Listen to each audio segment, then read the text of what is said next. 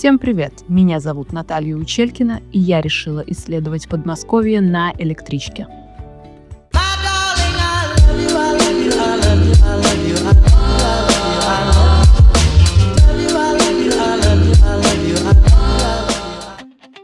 Удивительно, но мы проведем выходной так, что за один день успеем открыть для себя что-то новое и необычное, не покидая пределов Подмосковья.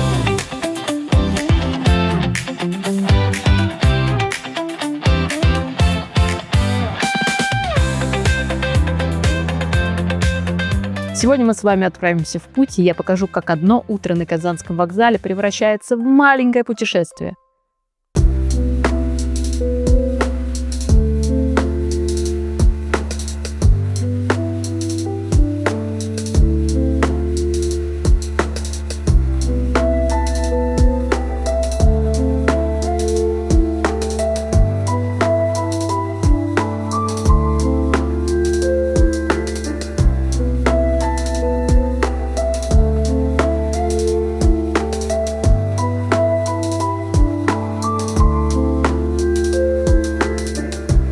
Куда мы приехали? В Коломну. Ну что, мы приехали в Коломну. Идем из электрички в город.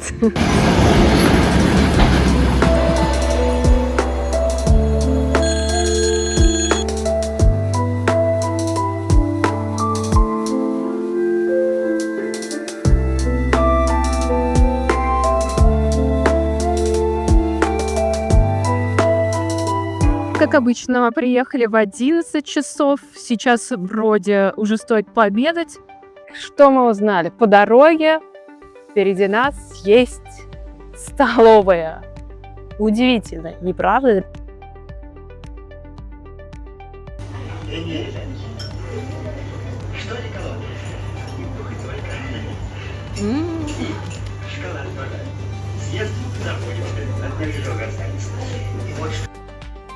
Что-то мне плохо. Мы с вами приехали в город Коломна в очередной раз, я вам это повторяю. И сейчас находится позади меня шелковая фабрика. Там огромное количество шелкопрядов живет, если что.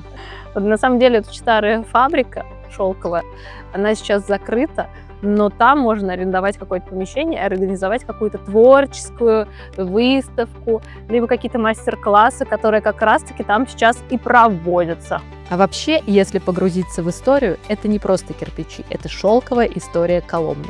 Первая фабрика в Коломне появилась еще в 1765 году, но конкретно это стартовало в 1823. Тогда сюда пришли братья Бабаевы, не с конфетами, а с амбициями, и сделали одно из главных шелковых производств XIX века. В истории Коломна чаще всего упоминается в двух случаях. Или татары жгут ее, либо в ней собирается русское войско идти против татар, что бывало довольно часто.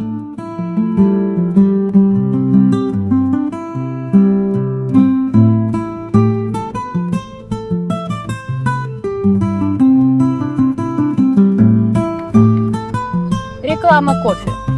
Итальянский.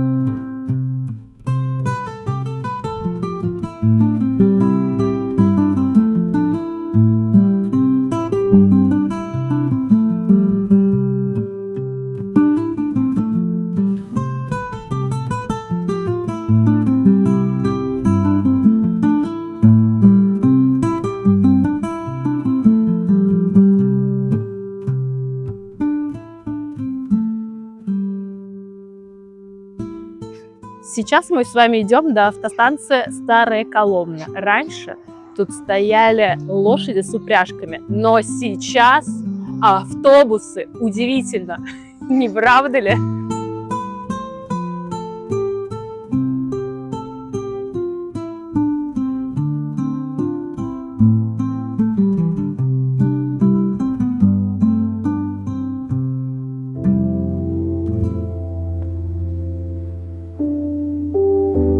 А это я наблюдаю за автобусами в их естественной среде обитания.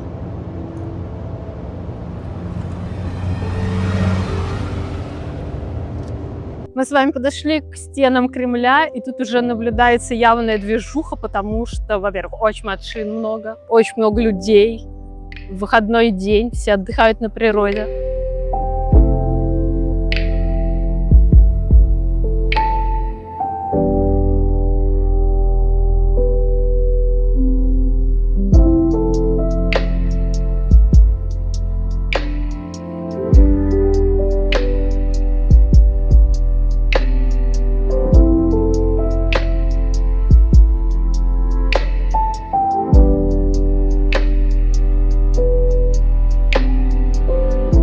Мы с вами находимся у стен Коломенского Кремля. Как вы можете заметить, часть стены отсутствует. Местные жители разбирали эту стену, чтобы построить себе дома. Возможно, кирпичи из этой стены сложены вот в этом доме, либо вот в этом доме, либо вот в этом. Но точно не в этом, потому что они деревянные. Удивительно, не правда ли?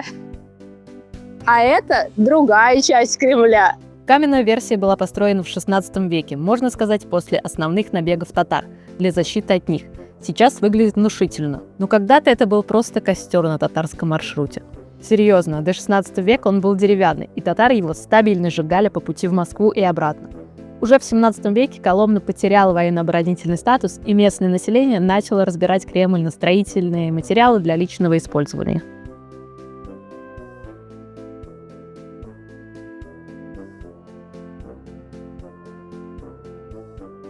Это просто кафетерий, дом с мезонином. Да, класс. Как оказалось, что вот эти части называются мезонины, да? Спасибо.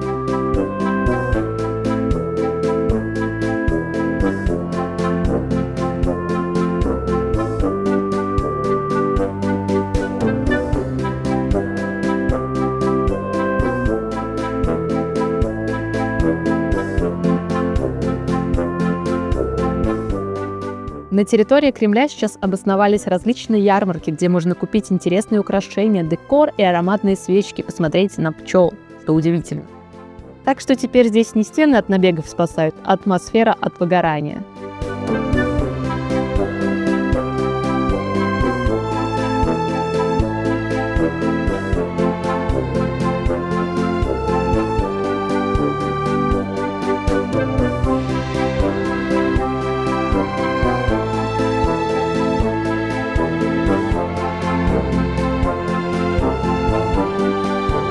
Прям медом пахнет. О, правда, медом пахнет. Удивительно, не правда ли?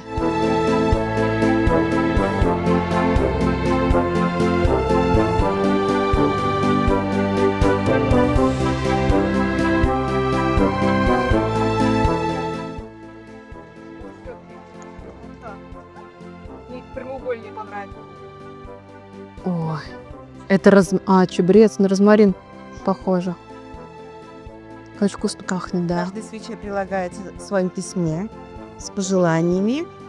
По QR-коду переходите. Мы зашли в центр русского культурного наследия, в медовую лавку. Скорее всего, тут очень много меда. Как вы считаете? Оставляйте ответ в комментариях. Тут миленько, согласись? Согласитесь? Я думаю, что это стол Маши и медведей. О, по-моему, в моей попе куча разных деревянных штучек. Занос.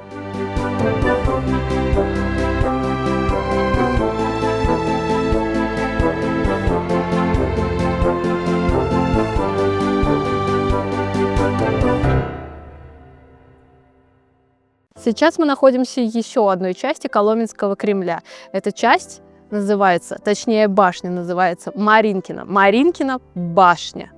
Почему? Опять же вопрос. Во время польско-литовского сражения Коломенский Кремль был супер неприступен. Но появилась какая-то Маринка, которая решила впустить эти войска, после чего ее заперли в этой башне, и через какое-то время она, скорее всего, умерла, либо превратилась в ворону. Но почему в ворону, а не в голубя? Марина? Марина, ты ли это? Марина! Кстати, это та самая Маринка, одна из самых колоритных героинь Пушкина в исторической драме Бориса Годунова.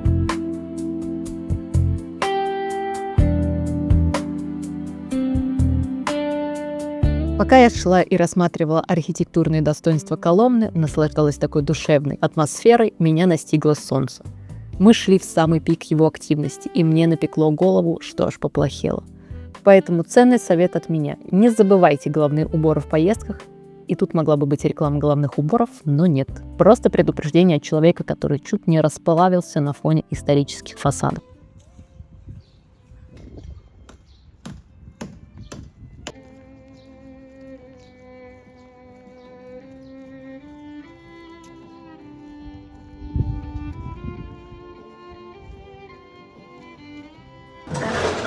Что-то, короче, я обмякла.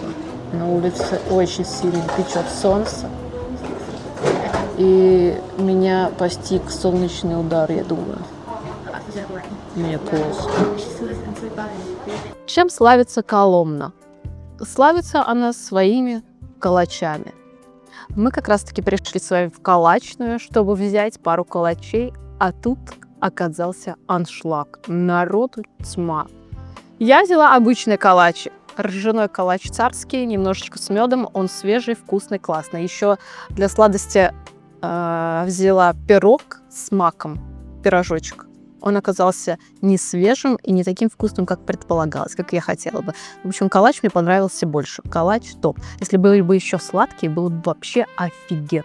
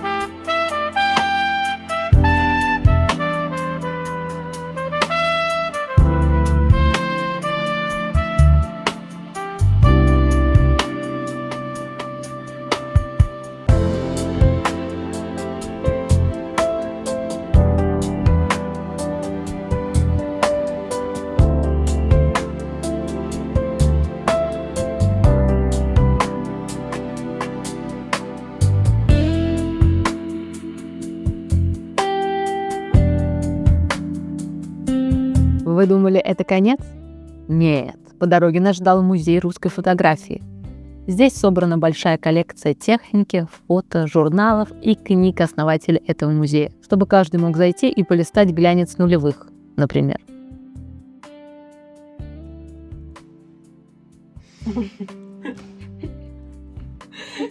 Я так и думала, что... Тут можно увидеть, какими были снимки до того, как мы начали фоткать кота по 40 раз в день. И это не просто про лица, это про время, эмоции и то, как жили.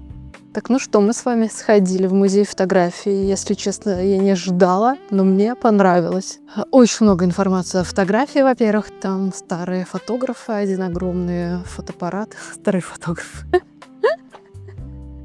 Старый фотоаппарат, один огромный фотоаппарат. Есть со штативом такой большой. Вот. И очень куча познавательной информации из старых журналов. Там можно посидеть под кондиционером, понаслаждаться, посмотреть, как создавалась фотография. Короче, для любителей, для фанатов и для в целом не фанатов, но чтобы узнать что-то новое в этом мире. Считаю, классно.